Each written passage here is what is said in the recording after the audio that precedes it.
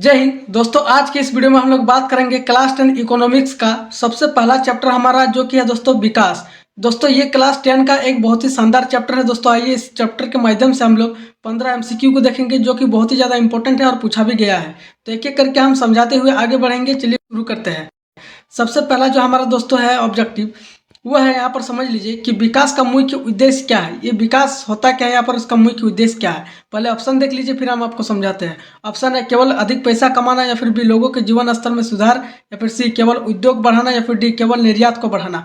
तो right answer क्या होगा, बी हो जाएगा, केवल जीवन स्तर में सुधार होना।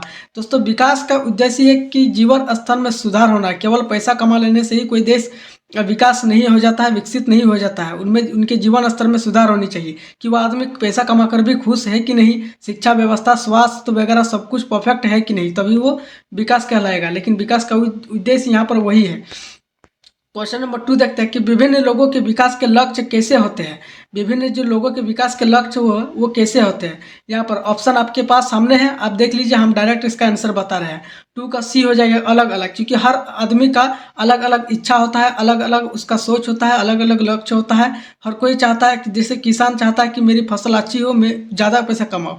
हर विद्यार्थी चाहता है कि मुझे अच्छी शिक्षा मिले। और क्या हर बिजनेसमैन चाहता है कि मेरा बिजनेस आगे बढ़े। तो सबका लक्ष्य अलग अलग होता है यहाँ पर। तो आइए आगे बढ़ते हैं क्वेश्चन नंबर 3 की ओर। क्वेश्चन नंबर 3 क्या है दोस्तों, कि प्रति व्यक्ति आय का उपयोग किसके लिए किया जाता है। तो राइट आंसर क्या होगा, बी हो जाएगा, कि देशों की तुलना करने के लिए। प्रति व्यक्ति आय का मतलब होता है कि एक साल में कोई एक व्यक्ति कितना ज़्यादा कमा रहा है, तो उसी से देश का भी तरक्की को देखा जाता है यहाँ पर, कि कोई देश कितना विकसित है। कि उसके वो किस पर डिपेंड करता है, प्रति व्यक्ति आय पर। क्योंकि देशों की तुलना करने के लिए प्रति व्यक्ति आय का होना बहुत ज़्यादा जरूरी है, कि कोई देश धनी है या नहीं, वो कितना एक आदमी कितना कमाता है। यानी समझ सकते हो प्रति व्यक्ति आय का मतलब कि कोई एक आदमी है जो वो साल भर में कितना ज़्यादा कमाया, वही है प्रति व्यक्ति आय। अब बढ़ते हैं क्वेश्चन नंबर यहाँ पर 4 की ओर दोस्तों। क्वेश्चन नंबर हमारा 4 है कि विश्व बैंक देशों को किस आधार पर वर्गीकृत करता है। तो इसका राइट आंसर क्या होगा, यहाँ पर देखिए 4 का सी हो जाएगा। यहाँ पर प्रति व्यक्ति आय हो जाएगा दोस्तों। तो यहाँ पर देख सकते हो आप, विश्व बैंक देशों को किस आधार पर वर्गीकृत करता है। तो प्रति व्यक्ति आय पर करता है, कि कोई एक आदमी सालाना में कितना ज़्यादा कमा रहा है। भारत किस श्रेणी में आता है। तो यहाँ पर इसका राइट आंसर क्या होगा, 5 का बी, मध्यम आय में। क्योंकि भारत ना ही ज़्यादा गरीब है और ना ही ज़्यादा अमीर है, तो ये मध्यम वर्ग में आएगा। ना ही ज़्यादा ये गरीब है और ना ही यहाँ पर अमीर है। तो क्या हो जाएगा दोस्तों, भारत यहाँ पर मध्यम वर्ग में आ जाएगा। ऑप्शन नंबर बी मारिए। यहाँ पर 6 क्वेश्चन पूछा है यहाँ पर, कि औसत आय का दूसरा नाम क्या है। देखिए बहुत ही अच्छा क्वेश्चन है यहाँ पर, इसे नोट करते लिए चलिएगा दोस्तों। 6 का राइट आंसर हो जाएगा सी, प्रति व्यक्ति आय। इसी को बोलते हैं औसत आय, कि एक व्यक्ति सालाना में कितना ज़्यादा कमाया, कितना पैसा कमाया।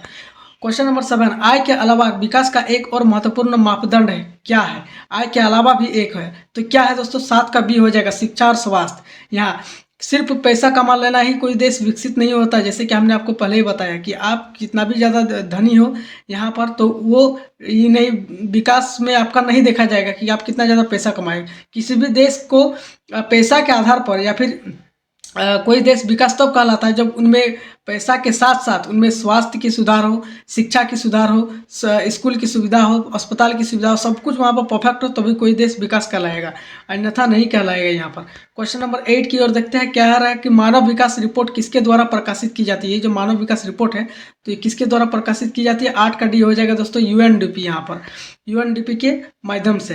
क्वेश्चन नंबर 9 यहाँ पर क्या रहा कि एचडीआई का पूरा नाम क्या है। यहाँ पर तो एचडीआई का पूरा नाम क्या है दोस्तों। यहाँ पर क्वेश्चन नंबर 9 का ए हो जाएगा, human development index sorry. Question number 10 की ओर बढ़ते हैं हम लोग, और ज़्यादा नहीं, बस इसको मिलाकर 5 ही क्वेश्चन है। सतत विकास का अर्थ क्या है यहाँ पर। तो क्वेश्चन नंबर 10 का सी हो जाएगा, वर्तमान और भविष्य दोनों की जरूरत पूरा करना। सतत विकास, देखिए विकास का मतलब क्या था, कोई देश विकसित हो गया, लेकिन सतत बोल रहा है कि इस वर्तमान को ध्यान में रखते हुए भविष्य के लिए भी हम कुछ सोच के रखें और बचा करके रखें, उसी को बोलते हैं सतत विकास।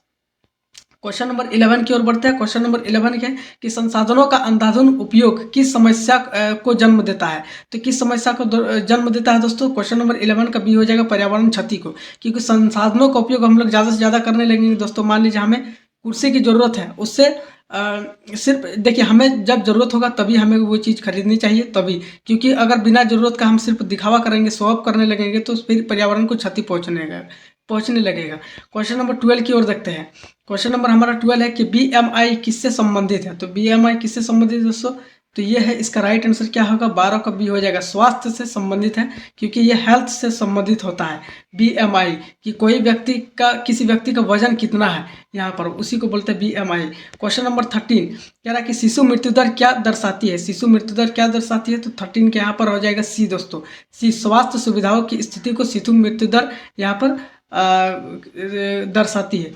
क्वेश्चन नंबर 14 कह रहा है कि राष्ट्रीय आय का अर्थ क्या है। ये जो राष्ट्रीय आय होता है उसका अर्थ क्या है, तो 14 का सी हो जाएगा, देश की कुल आय ही यहाँ पर राष्ट्रीय आय कहलाता है। तो देश की कुल आय यानी कोई देश एक साल में कितना कमाया उसी को बोलते हैं राष्ट्रीय आय यहाँ पर। तो दोस्तों क्वेश्चन नंबर लास्ट है हमारा 14, इसे जरा ध्यान से देखिए। कह रहा है कि विकास का सही परिभाषा क्या है। तो विकास का सही परिभाषा जैसे हमने आपको पहले ही समझाते हुए आ रहा है कि कोई विकास तभी नहीं कहलाता जब वो ज़्यादा पैसा कमाने लग जाए या फिर उसके पास बहुत ज़्यादा पैसा हो, बल्कि मानसिक संतुलन उसका सही है कि नहीं, पैसा कमाने के बाद उसका स्वास्थ्य शरीर है कि नहीं, शिक्षा है कि नहीं, उसमें वो सब कुछ देखा जाता है वहाँ पर, तभी वो विकास कहलाता है, तभी कोई देश विकास कहलाता है। तो 15 का यहाँ पर बी हो जाएगा कि जीवन की गुणवत्ता में सुधार। जैसा कि हमने आपको बताया कि यहाँ पर हेल्थ अगर है ही नहीं और कितना भी पैसा कमा लिया तो वो विकास नहीं कहलाएगा, डेवलपमेंट नहीं कहलाएगा।